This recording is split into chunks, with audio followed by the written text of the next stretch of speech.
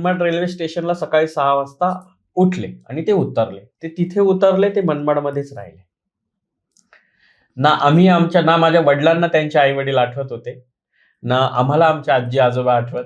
25 जानेवारीला काही घटना घडल्या आईच्या 10व्याच्या दिवशी आणि तिथून 5व्या-6व्या दिवशी जे रुग्णालयामध्ये वडिलांना एका राजकीय षडयंत्रानुसार, काही लोकांच्या म्हणण्यानुसार. पण 2 नंबरचा म्हणजे काय, की ज्या गोष्टी ब्लॅकने केल्या जातात किंवा ज्या गोष्टी चोरून लपून केल्या जातात, पोलिसांना हप्ता देऊन केल्या जातात आणि राजकीय आशीर्वादाने केल्या जातात, त्याला 2 नंबरचा धंदा. गाडीमध्ये कपडा मारताना पासून तर त्यानंतर पोंगे विकण्यापर्यंत, पोंगे ज्याला बॉबी म्हणतात तुम्ही, ते पासून तर मनमाडच्या कृषी उत्पन्न बाजार समितीमध्ये हमाल म्हणून माझ्या वडिलांनी काम केलेलं आहे. ते आज जे नेते मंडळी होऊन बसलेत ना मनमाडमध्ये, ते माझ्या वडिलांना फक्त 10 रुपये 20 रुपयासाठी पाण्याची बाटली आणून देणारे चकना खाणारे कार्यकर्ते. सारखं झाडावर चढायचा, फळं तोडायचा, इकडे जा तिकडे जा, उडत फिरायचा म्हणे सगळीकडे, म्हणून त्याचं नाव पोपट ठेवलं. आमच्या घरात पहिल्यांदा जर कोणी शिवी दिली होती ना, तर तो माझा भाऊ होता विकास, ज्याच्याबद्दल मी खूप बोलते की त्याने खूप, म्हणजे तो लहानपणापासून वाया गेलेली केस होता आणि तो अजूनही वायाच गेलेली केस. मी कधीच साडीवरच आले नसते, सिरियसली. त्याला तू विचारून बघ, मी तोंडावर बसलेला आहे तो. मी खरंच लाईफमध्ये कधीही साडीवर येण्याचा विचारच केला नसता. पण या दोघांनी ना माझ्या लाईफमध्ये एवढं वादळ निर्माण करून दिलं ना, एवढं वादळ निर्माण करून दिलं होतं ना.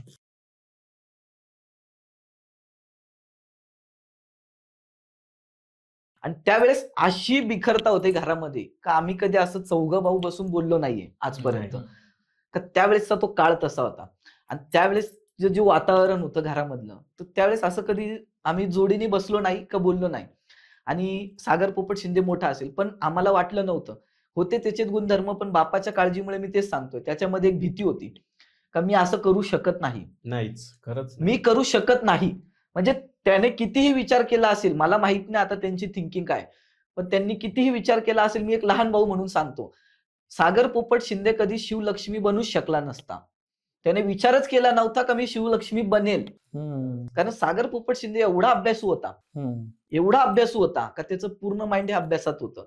आणि त्यावेळेसच्या फक्त मनमाड शहरातल्या काही प्रतिष्ठित लोकांना माहिती होतं का पोपट शिंदेला मोठा मुलगा आहे आणि तो खूप काहीतरी करतो आहे, का तो खूप काहीतरी शिकायला बाहेर, जसं आजच्या लोकांचे मोठ्या लोकांची मुलं आहेत का ते बाहेर देशात जातात, तसं बाहेर देश म्हणून त्यावेळेस नाशिक मध्ये गेलो होता. आणि नाशिकमध्ये भोसला मिलिटरी कॉलेज हे चांगल्या टॉपचा विषय होता. त्यामुळे ते तिथे शिकून येणार आहे पोपट शिंदेचा मुलगा काहीतरी करून येईल. कारण वडिलांची एक इच्छा होती का मी 0 आहे. मी सांगितलं ना एक दिवस की माझंही स्वप्न होतं की मला IAS व्हायचं होतं. पण नंतर हे जे डिस्टर्बन्स झाला ना वडील गेल्यानंतरचा, भावांचा, आई वडील एक्सपायर झाल्यानंतर ना सागर पोपट शिंदेला शिकणं हे अवघड गेलं. मी माझ्या अंतकरणाने सांगतो. तो घरी आला, आमच्यामध्ये एक मोठा माणूस म्हणून, मोठा व्यक्ती म्हणून त्याने घर सांभाळलं. आमच्यामध्ये एक जबाबदारी म्हणून त्याने सर्वांना सांभाळलं. बहिणीने सर्वांना जीव लावला. ते 10 दिवस, 15 दिवस, एखादा महिना. मग वडील गेल्यानंतर जसं त्यांनी सांगितलं, काही जमिनीचे पैसे आले ते माझ्या हातात होते. जसे माझ्या हातात म्हणून नाही, तर मी एकमेव असा मुलगा होतो का माझ्या घरात प्रत्येकाला त्रास असा होता का हे आईचं नाव का वडिलांची प्रॉपर्टी. आता मी लहान असल्यामुळे 18 वर्षाचा होतो, आई वडील एक्सपायर झाले 17 वर्षाचा.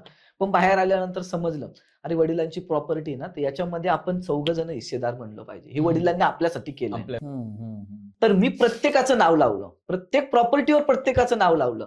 पण जो माझा विकास होता भाऊ, त्याने काय करत गेला, मला कुठेतरी उच्च स्थान, मी याच्यापेक्षा मोठा आहे, मला कुठेतरी भेटलं पाहिजे म्हणून त्याने काय केलं, यांचे कान भरले, बहिणीचे कान. अरे कुणालकडे पैसे आहेत, पण मी ते पैसे वेस्ट नाही केले. मी एक आज कोणालाच माहिती नसेल, आई वडील एक्सपायर झाल्यानंतर मी 17 वर्षाचा असताना सुद्धा माझ्या अकाउंटमध्ये 15 ते 20 लाख रुपये होते त्यावेळेसचे. पण मी ते खर्च फक्त माझ्या घरात केले. दोन्ही भावांचे, म्हणजे त्याचं लग्न, विकासचं लग्न, माझं स्वतःचं लग्न. मी एक असा मुलगा आहे का माझ्या स्वतःचं लग्न मी माझ्या पैशावरती केलेलं आहे. खरंच त्या दोन्ही भावांची लग्न. आणि मी पुढाकार घ्यायला मला सगळ्या गोष्टींसाठी, माझं आज जे लग्न झालंय ते फक्त सागर पोपट शिंदेमुळे झालंय. का झालं तर मी पुढे जाऊन बोलणी, म्हणजे मोठा जो घरातला व्यक्ती असतो कोणालाच, एवढा मोठा किस्सा झालाय आणि लग्न होईल, कोणालाच अनुभव हेच नव्हता की लग्न होईल बा यांचं. आता या पोरांना पोरी भेटणं शक्य नाही, सगळ्यांना वाटत होतं. पण तरी सुद्धा मी याचे सासऱ्यांचा माझ्यावर खूप विश्वास, कारण मी हुशार. आणि एक जबाबदारी असते आणि ना, घरातली मोठी आणि जबाबदारी. माझ्यावर खूप विश्वास लोकांचा, खूप आजही लोकांचा माझ्यावर जो विश्वास आहे ना, तो तेव्हापासून संपादन केलं. आजही कुणालचे सासरे असू द्या किंवा विकासचे सासरे असू द्या किंवा माझ्या बहिणीचे सासरे असू द्या, यांच्या सासरच्या मंडळींचा विश्वास माझ्यावर आहे, हे मी उघडपणे सांगू शकते. पण सगळ्यात महत्वाची गोष्ट काय झाली, की जेव्हा मी आले ना, मला व्यवहार ज्ञानाशी घेणं देणं नव्हतं. मला बाहेर जग दुनियेत काय चाललंय याचं माहित नव्हतं. हे काय धंदा आणि कुठून कसा पैसा येतो आणि काय करतात हे मला माहित नव्हतं. सगळ्यात महत्वाची गोष्ट, किती प्रॉपर्टी आहे आणि कुठे आहेत आणि त्याचं काय करायचं असतं आणि कुठे ठेवायचं असतं, मला याच्याशी काही घेणं देणं नव्हतं. मला फक्त एवढंच माहिती होतं, की माझ्या वडिलांचं स्वप्न आहे, की मला आय-ए-एस ऑफिसर करायचं आहे. म्हणून मला मग खूप शिकायचंय, मला खूप शिकायचंय. तेव्हा 11वी आणि 12वीला खूप शिकणं म्हणजे काय हे पण माहित नव्हतं. बरोबर आहे. 11वीला गेल्यावर कळालं, की ग्रॅज्युएशन करावं लागतं. ग्रॅज्युएशन इयरला आल्यावर कळालं, की आता मला पोस्ट ग्रॅज्युएशन करायचं आहे. पोस्ट ग्रॅज्युएशन करताना कळालं, की मी पीएचडी पण करू शकतो. म्हणजे हे सगळ्या ज्या गोष्टी ना, ह्या अशा पद्धतीने. आणि तो कमेंट करतो खाली, तुझ्याकडे सर्टिफिकेट असेल तर दे, हे कर. आजही त्या गोष्टी करून ठेवल्या आहेत, की मी आज 2 पोलीस घेऊन घरात जर घुसले ना, मी माझ्या घरात जात नाही, कारण त्याला ते दान दिलं. गेले ना, तर माझे सगळे कागदपत्र घरात मिळतील. माझ्या चेकबुक आजही त्याच्याकडे, माझं ओरिजिनल आधार कार्ड, पॅन कार्ड त्याच्याकडे, माझा शाळा सोडल्याचा दाखला त्याच्याकडे. पण आम्ही घरात घुसू शकत नाही, कपाटाला लॉक असतं. आम्ही त्या घरात कपाटाला हात लावू शकत नाही. ह्या आत्ताच्या कंडिशन ठीक आहे, पण आता तर मी खूप लांब आले, 5 वर्षापूर्वीच्या गोष्टी. पण आई वडील गेल्यानंतर हा घर सोडून निघून गेला. बहीण बहिणीच्या घरी गेली. बहीण बहिणीच्या घरी ह्या गेली. दोघांनी जो त्रास दिला ना, म्हणजे जे सागर शिंदेला जे डांबून ठेवणं, जे टॉर्चर करणं, हे रश्मी शिंदेने आणि विकास शिंदेने केलं. तर त्यामुळे जो सागर शिंदेचा विचार होता, जो शिक्षणाचा विचार, मी जसं तुम्हाला बोललो, मला माहित नाही त्यांच्या मनात काय चाललंय, का त्यावेळेस तर मला माहित नाही, का एवढा मी मॅच्युअर नव्हतो. माझं लग्न झालं होतं 18 वर्षात, पण मी एवढा मॅच्युअर नव्हतो का कोणाच्या मनातलं ओळख. मी घर सोडावं लागलं हे मला त्यांच्यावर, तो माझ्यापेक्षा मोठा होता, पण त्याचे कुठेतरी वाद झाले ना, तर मला फोन यायचा, ते माझे वाद झाले. मी तिथे जाऊन मागचा पुढचा विचार नाही केला, कितीही मोठा कोणी असू दे, त्याला मी मारलेलं आहे. म्हणजे त्यावेळेस का, तर माझ्या भावाला कोणीतरी बोलेल, का तर ते पोपट शिंदेचा एक दबदबा निर्माण होता आणि पोपट शिंदेचं नाव टिकवायचं होतं, हे माझ्यामध्ये पहिल्यापासून आहे आणि आजही आहे आणि मी मरेल तरी जाईल माझ्यामध्ये. तर त्यावेळेस असं होतं का, जो सागर शिंदेला त्यांनी त्रास दिला घरामध्ये, हे 3च व्यक्ती राहत होते. सागर शिंदे जसं सांगितलं त्यांनी, का त्याला बाहेरच्या ज्ञानीशी घेणं नव्हतं, का काय कुठून कमवायचं तेही नव्हतं. बाहेर फिरणं नाही. तर एक घर होतं, घरामध्ये एक रूम होता, त्या रूम मध्ये सागर शिंदे राहत होता. तर सागर शिंदेला काय पाहिजे होतं त्यावेळेस, मी सांगतो, म्हणजे माझ्याकडे असेल त्यावेळेस तर मी सांगितलं, प्रेम पाहिजे होतं, सागर शिंदेला जेवण पाहिजे होतं टाइमवर, जी सुख सुविधा, जे कपडे लत्ते काय, म्हणजे आपण एक मोठा भाऊ आहे आणि हे छोट्या आहेत, पण यांना जे सोबत म्हणून आपल्याला चालायचं आहे. काय मोठं छोटं हे नसतं काही, मोठा भाऊ छोटा भाऊ हा काही नसतो. बरोबर. आपल्याला सोबत मिळून जे चालेल, ते म्हणतात ना, एका हाताने टाळी वाजत नसते, 2 हात जेव्हा मिळाले तर आपल्याला पुढे जायचं असतं. या दोघांनी विचार केला असता तर खूप पुढे जाऊ शकले असते, कारण वडिलांचा आज 100 लोक राहतील एवढा मोठा बंगला आहे. तर यांना तिथे काय करायचं होतं, फक्त कमवायचं होतं आणि खायचं होतं. पण यांनी काय केलं, भावाकडे जसं सागर पोपट शिंदेकडे कला होती, स्वतःचे डान्स क्लासेस होते, पण सागर पोपट शिंदेला जी कलेमधून कमाई भेटत होती, डान्स क्लास मधून, ही कमाई तर त्यांच्या हातात जात होती ना. तर सागर शिंदेकडे उरत काय होतं, काहीच नाही. जर मी महिन्याचा किराणा नाही भरला तर किचनला कुलूप असायचं. सिरियसली ही गोष्ट आहे. सिरियसली शेजारचे लोक सांगतील. हे खूप गोष्टी मी आठवून सांगत नाही कधी कधी, का एवढं बारीक नाही सांगायचंय मला.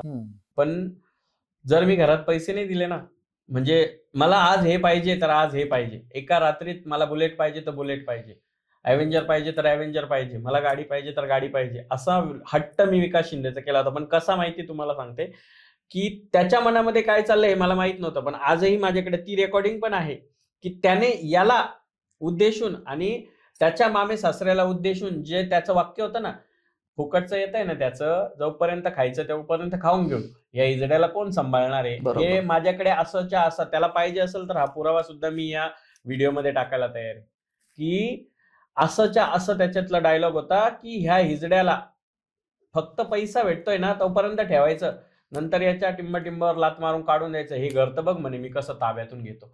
आणि सिरियस मध्ये एकाच वर्षामध्ये त्याने इतकं हे केलं ना, म्हणजे याने मला इतका समजून सांगायचा प्रयत्न केला, की तू नको देऊ, पण मला जगायचं होतं.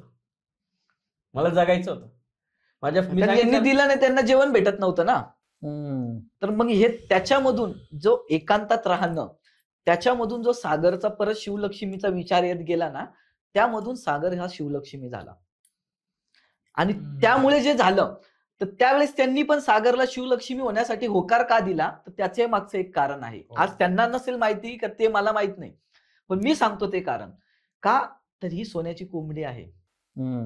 ही कमवेल, हा इजाडा बनून कमवेल ना, तर मी बसून खाईल. कारण त्याची एक सवय होती, त्याला आयतं बसून खायची सवय आहे. आजही आहे. आजही तो फक्त काय करतो, जसं तुम्ही म्हटले कमेंट मध्ये वगैरे, आज जसं मी आता तुम्ही जसं बोलले स्टेप बाय स्टेप जाणार, म्हणून ते मी पुढे सांगेल तुम्हाला. पण त्याची सवय होती का ही सोन्याची कोंबडी आहे, होऊ द्या, काय करणार आहे, कमवून किन्नर करणार आहे ना, लोक नाव ठेवणार आहे ना, ठेवू द्या, पण कमवून मला भेटेल ना. हे कमवून आणत होते, तो राहत होता, तो खात होता. पण बाहेर कोण काय बोलत होतं, मी आज त्यांच्या तोंडावर सांगतो, आज टीव्हीवर, मी त्यावेळेस मी त्यांच्या विरोधात होतो. असं का केलं, कारण माझ्या बापाचं एक नाव होतं. परत परत सांगतोय का माझ्या बापाचं एक नाव होतं, मला त्याच्यावरती डाग नव्हता लावायचा. पण मी नंतर विचार केला, जसं मी मॅच्युअर झालो, ते त्यांच्या लाईफ मध्ये खुश आहे ना. तीच एक त्यांची लाईफ होती. नशिबाच्या पुढे कोणीच जात नाही. माझ्या वडिलांनी खूप कमवलं, पण जेव्हा त्यांची खायची वेळ आली, त्यावेळेस ते जग सोडून गेले. तर त्यामुळे मी एक विचार केला, म्हणजे मी 1-2 महिने त्यांच्या विरोधात होतो. मी जाऊन त्यांना विचारलंही त्यावेळेस का हे का केलं, आपल्या वडिलांचं करायचंच होतं ना, तर मनमाड सोडून करायचं होतं. तर त्यावेळेसच्या माझ्या कानावरचे शब्द आहे का मला राहायचंय, मला जगायचंय, आणि हे मला जगू देत नाहीये. आणि हे मला जगू देत नाहीये. मी तेव्हा मला आज पण आठवतं, शेवटचा हा माझ्याकडे येऊन बोललेला, मला खरंच आता ते आठवतं की माझी सर्जरी झाल्यानंतर जेव्हा ते दोघं मला टॉर्चर करायला लागले, आणि ते दोघं जण मला घर नावावर करून देण्यासाठी टॉर्चर करायला लागले, की हा मला मारून टाकणार आहे असं मला सांगितलं होतं. तू असं केलं म्हणून हा मला मारून टाकणार, हा असं मला सांगितलं होतं. आणि ते मला टॉर्चर करायचे की घर आमच्या नावावर करून टाक, घर आमच्या नावावर. नंतरचा तर किस्सा सगळ्यांना माहितीच आहे की त्यांनी काय केलं माझ्यासोबत. त्याच पिरियडमध्ये जेव्हा हा घरी आला ना, तर याला पैसे देऊन टाकू आणि याचा व्यवहार कट करून टाकू, पण याला पैसे नकोच होते. माझं म्हणणं आजही आहे, माझ्या आईबापाचं घर मला विकायचंच नाहीये, मला माझ्या आईबापाचं घरच सोडायचं नाहीये, पण मी काहीतरी अडचणी म्हणून सोडलंय. मला काहीतरी अडचण म्हणून मी बाहेर गावी राहायला गेलो, म्हणून मी त्या घरातून बाहेर गेलो. मला नाहीतर सर्वांनी सांगितलं तू मनमाड सोड, तू गुन्हेगारी क्षेत्रात जाशील, हे होशील ते होशील. मी खूप लहान होतो, तेवढी समज नव्हती. कोण कुठे काय झालं तर मी मारामारी वगैरे हे त्या गोष्टी त्यावेळेस घडत चालल्या होत्या. पण मी मनमाड सोडलं म्हणून मी एक मुंबईची लाईफ जगलो तर सुधारलो का, त्यावेळेस ती मॅच्युरिटी आली. पण त्यावेळेस माझा सर्वात प्रश्न हा होता का तू हे का केलं. तर मी मनमाडला येऊन माझ्यामध्ये एवढी हिंमत होती का, मी माझा मोठा भाऊ आहे, मी लहान होतो खूप, पण जेवढे त्यांना सगळे घाबरत होते ना, तेवढे मलाही सगळे कोणीतरी थोडंसं घाबरत होते माझ्या घरात. तर माझी त्यावेळेस एवढा दबदबा होता, तर मी मुंबईवरून एकटा येऊन विचारलं का हे तू का केलं, हे करायला नको होतं आणि करायचंच होतं तर मनमाड सोडून करायचं होतं. मनमाडमध्ये आपल्या बापाचं खूप मोठं एक वर्चस्व आहे, ते घालवायचं नव्हतं. तर त्यांनी मला एक जे त्यावेळेसचे शब्द आहे माझ्या कानात, मला जगायचंय बघ, माझी कमाई जी होती डान्स क्लास ती यांनी बंद केली, आता मला कुठेतरी माझ्यासाठी जगायचंय, आई वडील नाहीये. तर मी एक विचार केला, आई वडील तर नाहीये आपल्याला, प्रत्येकाला प्रत्येकाचं जीवन जगण्याचा अधिकार आहे. मी माझी लाईफ जगतो आहे, बहीण बहिणीची लाईफ जगतोय, कोण कोणाच्या लाईफ मध्ये इंटरफेल करत नाही. मग याच्या लाईफ मध्ये आपण काय इंटरफेल करायचा. म्हणून मी लहान असून एक विचार केला, ठीक आहे तू जगतोय ना तुझी लाईफ, पण यांच्यामध्ये एवढा गुंतू नको. पण मग त्यांना जो त्रास देणं होतं, त्या दोघांकडून जो त्रास होता, मग यांनी पैसे कमवलेत, यांनी कुठून काय आणलं, तर त्यांना ते हवंसं होतं. मग याच्याकडे हट्ट करणं, एखादी सोन्याची वस्तू बघितली, मला पाहिजे, नाही तर तुला मारल, म्हणजे लहान असून मग तर आज यांना ते राहायचंय घरामध्ये, तर मग ते विकास नाही मला मग घरात किराणा भरायचा आहे ना, मला घरात हे चारायचंय ना, नाही तर एक काम कर, घरातून निघून जा. आणि घर आजही आमच्या चौघांच्या नावावर होतं. किती वेळा माझ्या बॅग फेकून दिलाय, घरातून हाकलून दिलंय, मला हात उचलण्याचा प्रयत्न केलाय, हात उचलण्याचा प्रयत्न काय, पण लोकांना खोटं वाटतं असं झालं असेल. नाही, पहिल्यांदा मी बघितलं आई सगळ्या एवढ्या रडले त्या पॉडकास्ट मध्ये सुरुवातीपासून, कारण ह्या सगळ्या घटना आहेत ना आम्ही पण पहिल्यांदाच ऐकतोय. म्हणजे एवढे सगळे मी तुमचे इथं बसण्याच्या अगोदर मी सगळे पॉडकास्ट त्याने आणि त्याच्या मित्राने मिळून, मी घर नावावर करायला नकार देत होते म्हणून दोघांनी मिळून मला मारलं. आणि ते घर नावावर करायचं पण मी याला किस्सा. फोन करून सांगितलं की मला मारताय. त्याने सांगितलं सगळं कर पण घर नको देऊ. त्यावेळेस मी यांनाही समजवलं घर नाही द्यायचं आपल्याला. पण तो एक काळ होता. माझ्या मिसेसला, माझ्या मुलाला मारून टाकायच्या धमक्या दिल्या मला. मी एकटा इकडे राहत नसल्यामुळे मला धमक्या दिल्या, तुला मारून टाकेल, तुझ्या म्हणजे तुला तर नाही मारून टाकेल, कारण त्याची एवढी हिंमत नाही आज पण माझ्या समोर बोलायची. म्हणून तो माझ्या मिसेसला आणि माझ्या कमजोरीला म्हणजे माझ्या मुलाला त्यांना तू मारून टाकेल, मी यांना धमकी दिली, मी तुला मारून टाकेल, तुझ्या नवऱ्याला मारून टाकेल. म्हणजे इतकं म्हणजे बघा किती फिल्मी वागला तो, की घरामध्ये मला नजर कैदेत ठेवलं आणि याच्याशी गोड बोलून याच्या मिसेसला आणि याच्या मुलाला घेऊन गेला आणि तिकडे म्हणजे गायब. आणि तिकडून याला फोन करून धमक्या, तुला बायकोन पोरगी पाहिजे असेल ना तर सागर शिंदे 31 तारखेला माझ्या नावावर घर करतोय, तुला यावं लागेल. आणि मी कुणाल शिंदे असा होतो असं ना झालंय का आमचं. माझ्या शब्दावरती आजही माझी बहीण, ही बहीण आणि ती बहीण माझ्या शब्दावरती ना कुठे यायला तयार होती.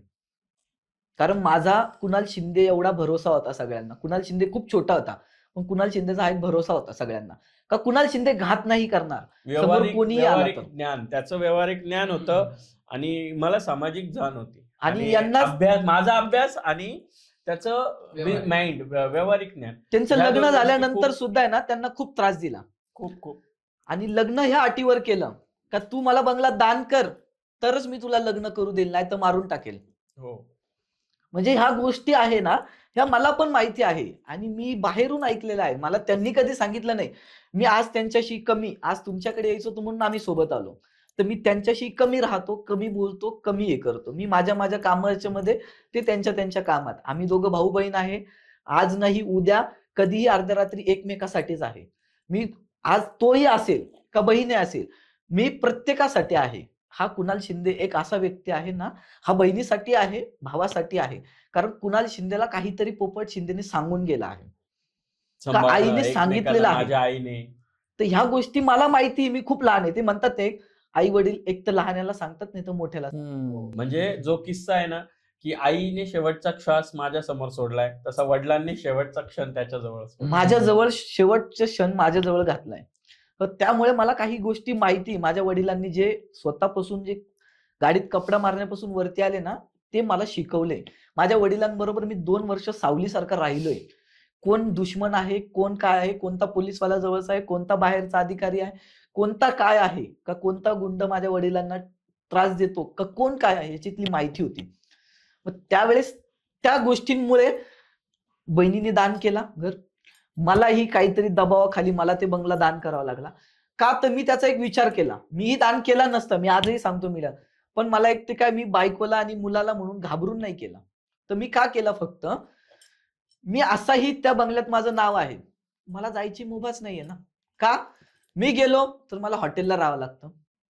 मी गेलो, मला कधी यांनी चाय पाजला तर मी गेल्यानंतर दुसऱ्या दिवशी 10 लोकांना सांगतात आमच्या घरी चाय पिला ना, त्याच्यासाठी चाय बनवला होता ना, हो, त्याच्यासाठी नाश्ता बनवला होता म्हणजे ना. त्याने लग्न पण ज्या मुलीशी केलं होतं ना, रश्मी, ती मुंबईचीच होती, मॅच्युअर्ड होती, हुशार होती. बरंच मी तिच्याबद्दल खूप काही बोललेले, पण मला सांगताना या गोष्टीचं पण वाईट वाटतंय की त्यांनी परिवार तोडला, तिने परिवार तोडला का? जोडला नाही, जोडला नाही. तोडला. आणि तिने तो परिवार तोडला. आणि तोडल्यानंतर पण तिने काय केलं माहितीये का, जेव्हा शेवटचा क्षण होता ना मरतानाचा, तोपर्यंत आम्हाला कोणाला त्या दारात येऊ दिलं नाही. म्हणजे माझ्याकडून हक्क सोडपत्र लिहून घेतला, याला अशा पद्धतीने याची बायको आणि मुलगा गायब करून याला तिथे पोहोचायला. म्हणजे मी स्वतः शॉक होते की हा मला शहाणपणा शिकवत होता की तू मूर्ख आहे का, तू घर देऊ नको, तुला जगायचं असेल काय तुझ्याकडे पोपट शिंदेचं मी ते सोडल्यावर. म्हणजे हे याचे शब्द होते. आणि मी सांगितलं ना, माझ्याकडे मी सगळं माझ्या जीवावर आजपर्यंत कमवत आले. माझे आई वडील वारल्यानंतर सगळं माझं स्वतःचं सर्वस्वी होतं. माझ्या आई वडिलांच्या प्रॉपर्टीतला मी 1 रुपया कधी घेतला नाही. पण हे सगळं हा म्हणत होता की तू का सोडत आहे. पण ज्या दिवशी मी तिथे घर नावावर करायला गेले ना, त्या दिवशी हा स्वतः तिथे दिसला मला. तर मी शॉक होते की हा कसा आला. आणि मग मला याचा एक मित्र आहे, त्या मित्राने मला सांगितलं की तुला माहितीये का काय झालं. म्हणे नाही. म्हणे जयश्री वहिनी आणि सार्थकला किडनॅप केलं हे मी म्हणे. खूप वर्ष कोणाला या सांगितलं नाही. शब्द ह्या आरामखोरनी म्हणे ते जयश्री वहिनीला आणि सार्थकला किडनॅप केले म्हणे. तू जर आज सही नाही केली म्हणे तर संपला म्हणे तुझा विषय. आणि याला काय वाटलं खरंच बायको पोरांना मारून बिरून टाकतो काय, कारण त्यांचा नंबर प्रॉपर्टीचं ते म्हणतात ना हाव, आणि ती एक हाव हाव. असली ना, हाव मध्ये खूप काही होऊन जातं. त्याला कमवायची आणि अक्कल त्याच नाही, प्रॉपर्टीच्या हावमध्ये नंतर मग त्याची आता बायको गेली. पर्यंत झालं ना आमचं की मी लग्न करून गेले. मग तिथून सगळ्या लोकांना माहितीये. मग आता याला मला याच्यावर का राग होता आणि याला माझ्यावर का राग होता, तू का सोडलं, आणि मला प्रश्न काय होता की मग तू मध्ये का नाही आला. आणि हे झालं. पण फार दिवस नाही लागले. माझ्या लग्नानंतर एक 7-8 महिन्यानंतर त्याची विकासची बायको वारली. का तर हा लालच होता ना. मी गेल्यानंतर त्याला पैसा कमवायचं साधन नव्हतं. याने अक्षरशः म्हणजे आता बोलायला नाही पाहिजे पण अँटी टाईप मध्ये किंवा कामावर असणाऱ्या बायका असतात ना, अशांसोबत याने अफेअर्स केले. आणि त्या रश्मीने याला रेड हँड पकडलं शिर्डीमध्ये. मी शिर्डीत, तुम्हाला माहितीच आहे सगळ्यांना की मी शिर्डीमध्ये राहिलीये. मला शिर्डीमधून पूर्ण अपडेट आहे. काय किस्सा झाला, कसा झाला, कुठून झाला, पुरावे आहेत माझ्याकडे. पण काही गोष्टी बोलायच्या नसतात. पण त्या रश्मीने त्याला एका दुसऱ्या कामावर असणाऱ्या बाईसोबत रेड हँड पकडलं आणि त्या मुलीने तो धक्का घेतला. आणि याला वाटलं की ही तिच्या आई वडिलांना सांगून देईल. ऐका सॉरी मी थोडं कट करतो. धक्का नाही घेतला. बायकोने बघितलं एका नवऱ्याला, हो. बाई बरोबर, तिला धक्का तर बसलाच. पण याला विचारल्यानंतर याने त्यांना असं काही केलं का, असं काही त्यांनाही दम दिला का त्या मुलीची कुठंतरी एक धक्का बसून तिला एक पॅरालिसचा झटका आला. घरात म्हणजे तिला मारणाराही हा विकास शिंदेच. विकास शिंदेच. म्हणजे आणि काही आम्ही- दिवस असे होते आता मी तुम्हाला हा काही विकास शिंदे त्याच्या आता बायकोसाठी आल्यावर होता. आम्ही काही कागद पण सोबत आणलेत. म्हणजे आमच्याकडे एक पूर्ण फाईल आहे दोघांकडे की म्हणजे आज आम्ही रिव्हील करतो. खरं तर ऑलरेडी आता ह्या मिनिटाला आम्ही ठरवलं. मी फक्त वाट कशाची बघते की विकास शिंदेच्या एक पाऊलची, की बस आता त्याचं अति झालं, अंत झाला. कारण जोपर्यंत मला त्रास होता तोपर्यंत मी समजून घेतलं, सगळं सोडून दिलं. पण आता पोपट शिंदेचं नाव उजागर करण्याची एक कंडिशन होती शेवटला, की इलेक्शनमध्ये मनमाडमध्ये याच्या पत्नीला उभं केलं आमच्या वॉर्डमध्ये. भाऊ म्हणून सपोर्ट करायला पाहिजे ना, की पोपट शिंदेची सून हे करणार आहे. पण हा म्हणजे काय म्हणता ना की बरेच आपल्याकडे भाऊ म्हणून विरोधात, भाऊ म्हणून माझ्या विरोधातल्या कॅन्डिडेटकडे जाऊन भाषण केलं त्याने. त्यांच्याकडून पैसे घेऊन तो याच्या विरुद्ध बोलला. त्या दिवशी माझा बांध तुटला. राहुलजी, माझ्याकडे डॉक्युमेंट्सचा पूर्ण बंच आहे. विकास शिंदेवर ट्रान्सजेंडर प्रोटेक्शन ऍक्ट नुसार काही गुन्हे दाखल केलेत. विकास शिंदेवर आजही मी मानहानीचा दावा दाखल केलेला आहे. विकास शिंदेवर 10 कोटी रुपयाचा मानहानीचा दावा दाखल आहे. मी हायकोर्टातून सगळ्या प्रोसिजर केल्या, कारण मला छोट्या छोट्या ठिकाणी गोष्टी करायच्या नाही. दुसरी गोष्ट, याच्या पत्नीचं, याच्या मुलाचं आणि याचं स्टेटमेंट सुद्धा माझ्याकडे 169चं रेकॉर्ड आहे. सगळ्या 124 रेकॉर्ड आहे. सगळ्या गोष्टींचा रेकॉर्ड घेतलेला आहे. माझ्या बहिणीने तिला जे टॉर्चर केलं होतं ना जयाला, त्या टॉर्चरिंगचे सुद्धा माझ्याकडे पुरावे ठेवले. आणि आम्ही मानहानीचं, जसं मी सगळ्या पॉडकास्टमध्ये सांगते की मानहानीच्या दाव्यापासून, ट्रान्सजेंडर प्रोटेक्शन ऍक्ट पासून, त्याच्या पत्नीला त्याने हॅरेसमेंट करून कशा पद्धतीने मारून टाकला, छळ करून, याचे सुद्धा पुरावे माझ्याकडे आहेत. आणि हे सगळं मी अप टू डेट करून रेडी करून ठेवलं. आत्ता ह्या मिनिटाला अजूनही मी फक्त ते बंच जाऊन जमा करायचं आहे. तुम्हाला माहिती आहे कायदेशीर प्रक्रिया. फक्त तो फाईल जाऊन जमा करायची आहे, ती रिसीट घ्यायची आहे आणि ती मनमाड पोलीस स्टेशनला पाठवली की 2 मिनिटात विकास शिंदेला घरातून उचलून नेतील आणि नॉन बेलेबल वॉरंट सगळे निघतील. आणि नॉन बेलेबल गुन्हे आहेत सगळे त्याच्यावर. परंतु आजही या पॉडकास्टच्या माध्यमातून, जसं मी मागच्या वेळेस लोकमत सखी मंचाला सांगितलं होतं की मी त्यावेळेस माझ्या बहिणीने हे पाऊल नाही उचललं कदाचित, आणि मला बऱ्याच गोष्टीच्या टॉर्चर्समुळे मला कदाचित ह्या गोष्टी त्यावेळेस मला माझी लाईफ पण जगायची होती. आज कुठेतरी ना मी एक स्टेबल झाले आणि आता मला कळालं की माझ्या बहिणीला पण टॉर्चर होतंय, माझ्या भावाला पण टॉर्चर होतंय, आणि आज मी त्यांना सगळ्यांना एकत्र केलं पाहिजे. तर तेव्हा मी त्याला बोलली होती की आजही बोलते, त्या पॉडकास्टमध्ये होतं की विकास, कुणाल, जयश्री आणि मी, आम्ही सर्वांनी एकत्र राहावं. पोपट शिंदेची आणि जिजाबाईंची एक इच्छा होती, माझ्या आईवडिलांची, की 4ही बहीण भावंडांनी एकत्र राहावं. बरोबर. आणि ती इच्छा पूर्ण करायची होती. तो पॉडकास्ट बघितल्यानंतर हे दोघं नवरा बायको माझ्या घरी आले होते. हे दोघं नवरा बायको माझा शोध घेत माझ्या घरी आले होते. आणि माझ्या घरी येऊन ह्या दोघं नवरा बायकोंनी सांगितलं की आम्ही तुझ्या सोबतच आहे, तुला पॉडकास्ट मधून सांगायची गरज नाहीये, आम्ही तुझ्या सोबतच आहे. त्याने कमेंट्स केल्या, सर्वात पहिले कमेंट्स माझ्या असतील त्या कमेंट केल्या podcastला. त्यांनी की अक्का मी तुझ्या सोबत आहे, मी तुझ्या सोबत आहे. आणि पहिल्यांदा त्यांनी माझ्याकडून रक्षाबंधनला पहिल्यांदा बहीण म्हणून राखी बांधून घेतली. माझा व्हिडिओ इंस्टाग्रामवर आहे की त्यांनी माझ्याकडून राखी बांधून घेतली. आणि त्यानंतर तिथून भाऊबीज केली आम्ही, आणि तिथून मग आम्ही एकमेकांसोबत उठायला बसायला लागलो. आणि त्याने जो निर्णय घेतला, त्याची इच्छा होती आमच्या घरातल्या मुलाने, आता माझं स्वतःचं पिंडदान झालंय, त्यामुळे मी माझ्या आई वडिलांशी रिलेटेड कुठल्या गोष्टी करणं धार्मिक दृष्ट्या योग्य नव्हतं. विकास त्या लायकीचा नाही वाटत, आणि तो घरातला लहाना, एक तर मोठ्याने करा किंवा लहानाने, म्हणून तो स्वतःहून बोलला आणि तो स्वतः पिंडदान करायला सोबत घेऊन गेला. काशीला गेलो आम्ही, आणि त्याने माझ्या आई वडिलांचं ज्या दिवशी पिंडदान केलं ना, त्या दिवशी माझ्या मनाला शांती मिळाली.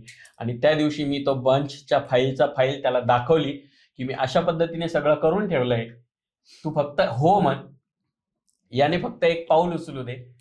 दुसऱ्या दिवशी विकास शिंदे जेलमध्ये टाक. सर म्हणजे असं आहे, अजूनही इच्छा नाही राहुलजी माझी की मी माझ्या भावाला जेलमध्ये टाक. तुम्हाला माहिती आज माझं वर्चस्व काय आहे, की मी आज आता ह्या मिनिटाला ठरवलं तर मी मनमाडमध्ये जाऊन माझं घर परत मिळवू शकते. या मिनिटाला, या सेकंदाला, एवढं माझं वर्चस्व आहे. मला गरजच नाही, मला कसलीच गरज लागणार नाही. मला एकटीला जाऊन उभं राहावं लागेल तरी मी ते घर घेऊ शकते.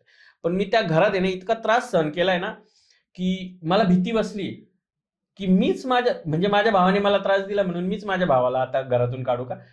मी सगळ्या प्रेक्षकांच्या सगळ्यांच्या आशीर्वादाने, आई वडिलांच्या कृपेने मी मिळवलंय सगळं. माझं सगळं ओक्क जागेवर आहे. आज याचं स्वतः आई वडिलांचं सोडून स्वतःचं घर आहे, त्याचं माझं स्वतःचं घर आहे. आता आम्हाला त्या घराची गरज आहे का नाही, पण ते आमच्या आई वडिलांचं स्वप्न आहे. बरोबर आहे. आजही ज्या दिवशी आमच्या बंगल्याचा व्यवहार होणार त्याच्या दुसऱ्या दिवशी विकास शिंदे आणि बंगल्याला विकत घेणारा व्यक्ती हा जेलमध्ये असणार. हे मी नोट डाऊन वाक्य आहे आपल्या पॉडकास्टचं. का माहिती का, तुम्हाला माहिती आहे की मला बळजबरीने काढलंय आणि ट्रान्सजेंडर प्रोटेक्शन ऍक्ट मध्ये माझं डिस्क्रिमिनेशन केल्याबद्दल आणि माझ्यासोबत केलेल्या ह्या ज्या सगळ्या हॅरेसमेंट्स आहे याच्याबद्दल काय घडू शकतं. मी अनेक पॉडकास्ट मध्ये सांगितलं की माझ्याकडे सगळं रेडी आहे, फक्त एक मोठी व्यक्ती असते ना घरात, त्या व्यक्तीला एवढंच वाटतं की सुधरावं, त्याने हळूहळू सुधरेल. मला वाटलं बायको मेल्यावर सुधरेल. बरोबर. मुलीला एकत्र करायचं, मुलीला आम्हाला सांगितलं, आम्ही दोघं जण त्याच्या मुलीला सांभाळायला तयार होतो. त्याची मुलगी मला दत्तक देत होता, मी दत्तक घेत होतो मुलगी. माझ्या नावावर करण्यासाठी सर्व प्रोसेस झाली. ही त्याची बायको मेल्यानंतरचे किस्से आता चालू आहेत. आता हा, त्याची आता बायको म्हणजे आता ह्या मेली, 5 वर्षातल्या गोष्टी. त्याची बायको एक्सपायर झाली. जसं तुम्हाला सांगितलं पहिले का शिवलक्ष्मी झाली, त्याच्यानंतर त्यांना जो त्रास दिला मला दिला, घर नावावर केलं, त्यानंतर ते दोघं घरात राहिले. त्याच्यानंतर त्याच्या बायकोला त्यांनी कशा प्रकारे संपवलं. बायको संपल्यानंतर म्हणजे बायकोची लास्ट क्षणाचे जे हे चालू असतील त्यावेळेस आम्हाला समजलं. तेही त्याने नाही सांगितलं हॉस्पिटलमध्ये असताना. ती जेव्हा लास्ट स्टेपला होती तेव्हा मला तिथे त्यांचे कोणते रिलेटिव्ह आले, त्यांनी मला फोन केला, कुणाल तू कुठे आहे? म्हटलं मी मुंबईला आहे. म्हणे तुला माहिती काय? म्हटलं काय झालं? म्हणे रश्मी लास्ट स्टेपला आहे. म्हटलं काय झालं? म्हणजे माझ्या मनात कितीही काही असू द्या, मला किती त्रास दिलेला असू द्या ना, पण माझ्या मनात एक लहान म्हणून आणि आई वडिलांचे संस्कार म्हणून एक अशी इच्छा होती का अरे काय झालं, मी हातातले काम सोडून मी त्या क्षणाला अर्ध्या तासामध्ये त्या हॉस्पिटलला. आणि मग यांनी मला फोन करून सांगितलं, मी परभणीमध्ये शिवशाही पैठणीच्या उद्घाटनाला होते त्या तारखेला. तो किस्सा ऐकायचा. मी तिथे परभणीमध्ये होते शिवशाही पैठणीच्या उद्घाटनाला, आणि मला तिथे फोन आला त्याच्या चुलत सासूचा, आणि त्यांनी मला सांगितलं की तुला काही माहिती आहे का? म्हटलं नाही. म्हणे असं असं झालं, आज कुठल्याही परिस्थितीत तुला यावं लागेल, नाहीतर रश्मी तुला परत बघायला भेटणार नाही. पण मी परभणीतून निघाले, परभणीतून मुंबईला येणं इतकं सोपं नाहीये. मी येत असताना माझं वैजापूर जवळ माझ्या गाडीचं टायर फुटलं, खूप पाऊस चालू, आणि मी तिथे रात्रभर गेलं. सकाळी 6 वाजता एक गॅरेजवाला भेटला, तेव्हा ते टायर चेंज केलं, तेव्हा मी नाशिक पर्यंत आले. आणि इतकी ट्रॅफिक होती त्या दिवशी की मी नाशिक पासून मला कसारा घाटात जाता जाता मला 4 तास लागले. आणि तेव्हा यांचा फोन आला की आता येऊ नको, आता तू परत युटर्न मारून घरी जा. त्यावेळेस असं झालं होतं, आम्ही तिथे गेल्यानंतर समजलं ना, तर त्यावेळेस हा लांब बसलेला होता. तिथे गेल्यानंतर ज्याने जसं मला बघितलं ना, त्यावेळेस माझ्याजवळ आला उठून. याच्या खिशात असं होतं का याच्या खिशात 10 रुपये सुद्धा नव्हते. वडापाव खायला सुद्धा पैसे नव्हते माझ्या भावाकडे. आज सांगायला 8 लाज वाटते. महिन्यापूर्वी महिन्यापूर्वी माझं लग्न झालेलं होतं. 8 महिन्यापूर्वी लग्न होऊन हे बाहेर गेले होते, आणि यांच्या आणि त्यांचं थोडंसं वाद लांब झालं होतं बस. वाद कसा की बंगला मी तो नावावर केला तर त्याने अशी बोली केली होती की तुला मी 5 लाखाचे दागिने आणि 5 लाखाचे संसारिक भांडे घेऊन देईन. ते तर आजपर्यंत 5 वर्षात काही मिळाले नाही, याचा उल्लेख पण माझ्या कंप्लेंटमध्ये आहे किंवा तक्रारामध्ये दिलेला आहे. पण सगळ्यात महत्वाची गोष्ट काय की त्याने त्यावेळेस ज्या सगळ्या गोष्टी केल्या त्या गोष्टींसाठी माझ्या गाड्या, माझं सोनं, मी सांगितलं ना माझं 43 तोळे सोनं मी त्याला दिलेलं होतं. माझ्या नाकातली मुरणी पण त्याच्या बायकोने काढून घेतली होती. हे कुडकं, हे हुजरं सुद्धा, हे मी हुजरं सुद्धा त्याने काढून घेतले होते. आणि मला अंगावर एकही मणी न देता फक्त अंगावरच्या साडीवर मी घरातून गेलेली आहे बिन चप्पलची. आणि ते सगळं विकून 8 महिन्यात संपलं होतं. आणि 8 महिन्यात त्याच्या बायकोचा हा किस्सा आहे.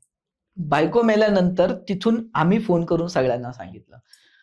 तर त्यावेळेस त्याच्याकडे 10 रुपये नव्हते. त्याची एक अँब्युलन्स मध्ये मुंबई वसून मनमाड पर्यंत आणण्यापर्यंत त्याची ऐपत डेड बॉडी नव्हती. आणण्याची ऐपत नव्हती. ते मी मय्यत केलं, करायची नव्हती.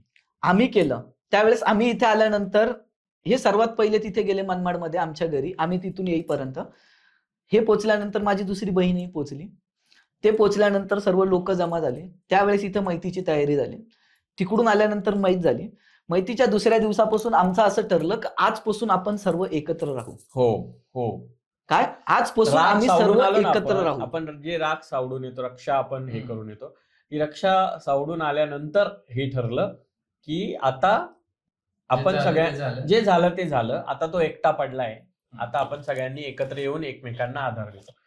पण त्याच्या मनात तो काय की एकत्र हे तसं नाही. बंगल्याच्या लालच तो करताय. एकत्र फक्त 13 दिवस 13 दिवस तो एकत्र राहिला. खूप काही चांगल्या प्रकारे राहिला. त्याच्या आई पूर्ण बायकोचा 13 कार्यक्रम दिवस केला. त्याची पूर्ण सासूरवाडीचे जेवढं पूर्ण खानदान आलेलं होतं ना, सगळे एवढं होते. सासूरवाडीचं खानदान हिने सांभाळलं, शिवलक्ष्मीने. आणि पूर्ण 10वं आहे ना, ते 10वं आम्ही दोघं बहीण भावांनी केलं होतं. त्याची एवढी पण ऐपत नव्हती. एक तो वडापावची ऐपत नव्हती. म्हणजे इथपर्यंत मला बोलावं का लागतं माहिती की जो भाऊ तुम्ही जो किस्सा बोलले ना मला की कमेंट करतो, खरंच त्याला ना एक दिवस पॉडकास्टला बोलवाच. खरंच मी सांगते त्याला.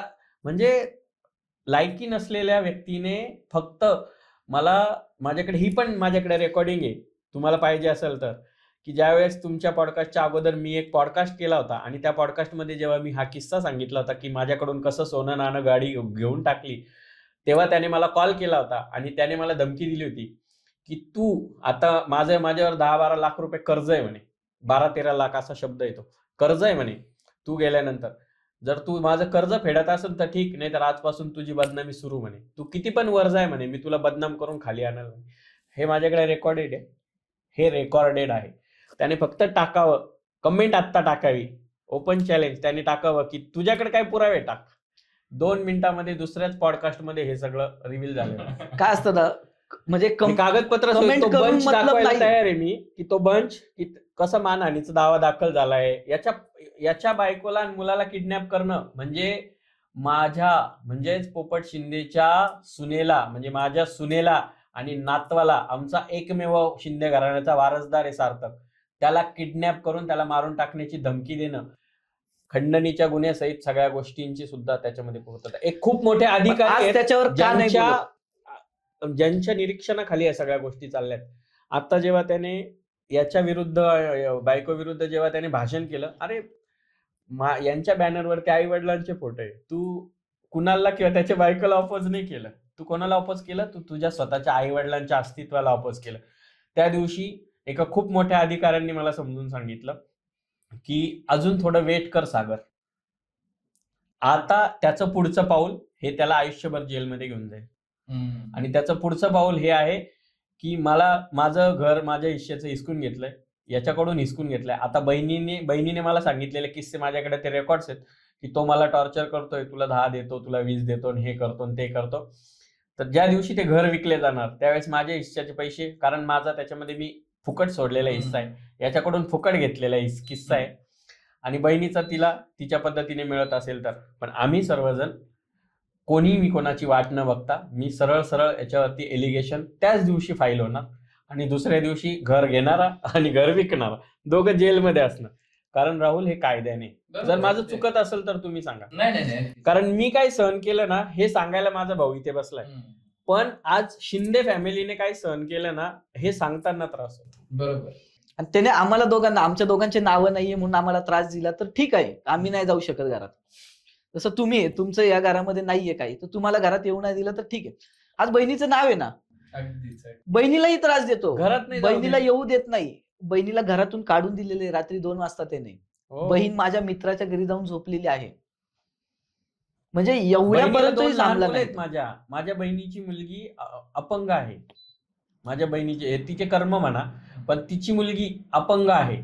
याच्या मुलाच्या बरोबरीची मुलगी आहे. याच्या मुलापेक्षा 2 वर्षांनी मोठी.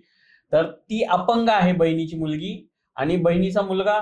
असे 2 लेकरं घेऊन माझी बहीण असताना तिचं नाव आहे ना, आमचं सोडा. तिचं नाव असताना तिला हकलून आणि दिलेलं आहे. आम्ही खरं तिला पॉडकास्टला घेऊन येणार होतो, का तिच्या पण काही गोष्टी असतील तिने त्या क्लिअर कराव्या. खरं तर लोकांना काय वाटतं शिंदे परिवार तुटला. नाही, शिंदे परिवार नाही तुटला, फक्त शिंदे परिवारातला एक पोरगा सडका निघाला. बस. एक नाव घालवणारा असतो आणि एक नाव करणारा. मगाशी तो किस्सा सांगता सांगता कुणाला राहिला की माझे शेवटचे शब्द होते की मी जसं लाईफ जगल ना, ते लाईफ जगून मी पोपट शिंदेचं नाव मोठं करून दाखवल. बस. आज त्याने सांगावा, आज मनमाडने सांगावं की मी पोपट शिंदेचं नाव मोठं मी केलं. मगाशीच बोललो तुम्हाला तसं, का मला आज गर्व वाटतो. मी त्यावेळेस जो विचार केला होता, मी तुम्हाला सांगितलं का मी जेव्हा प्रश्न विचारायला गेलो होतो, तू हे का केलं, तर जो प्रश्न होता त्यावेळेस मी एकच मनात धरलं, प्रत्येकाला जीवन जगण्याचा अधिकार आहे. ते त्यांच्या जीवनात काहीतरी करतायत ना, पुढे गेले पाहिजे. माझा हा शब्द सोडून मी तिथून निघून गेलो. पण आज मी मगाशी बोललो ना, अभिमान वाटतो मला का माझ्या बहिणीचं नाव शिवलक्ष्मी आईसाहेब घेताना आणि पोपट शिंदेचं नाव एवढं रोशन नाही कोणत्या फील्डमध्ये केलं ना, तर त्यांच्या फील्डमध्ये पोपट शिंदे हा कितीतरी मोठ्या स्थानावर नेऊन ठेवलाय. तसंच मी पोपट शिंदेचं नाव उज्ज्वल केलंय. पण माझ्या भावाने काय केलंय, तर फक्त पोपट शिंदेचं नाव हे बरबाद केलंय. आज मी त्याच्यावरती बोलावं, आजही मी पॉडकास्ट मध्ये बोललो नसतो. कारण का, तर मी एवढा मोठा नाहीये. मी पोपट शिंदेवर बोलणारा मी एवढा मोठा नाहीये. का, मी त्याच्यावर बोलेल ना तर पोपट शिंदेला त्रास होईल. कारण माझ्या आईबापाची जी इच्छा होती ना, का सर्व एकत्र आले पाहिजे, म्हणून मी कधीच त्याच्यावर बोलत नाही. इलेक्शन मध्ये मी अशा व्यक्तीच्या विरोधात उभा होतो का जो व्यक्ती म्हणजे मनमाडचे राजाभाऊ आयरे म्हणून आहेत, त्या व्यक्तीला माझ्या वडिलांनी नगरसेवक केलं, माझ्या वडिलांनी वरती आणलं. पण त्या व्यक्तीने आज असं केलं, मला माझ्या बायकोला मुलगा आणि मुलगी समजणारा तो राजाभाऊ आयरे, त्याने आज माझी मिसेस त्यांच्या विरोधात उभे राहिल्यानंतर त्याने फक्त एकच केलं, माझ्या वडिलांना गुंड म्हणून संबोधलं. एका स्टेजवर त्यांनी भाषण केलं का पोपट शिंदे हा गुंड होता, मर्डरर होता. पोपट शिंदेनी मर्डर केला, पोपट शिंदे गुन्हेगार होता.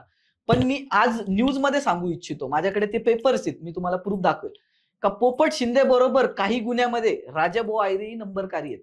म्हणजे आरोपी राजाभाऊ आयरेही आहेत.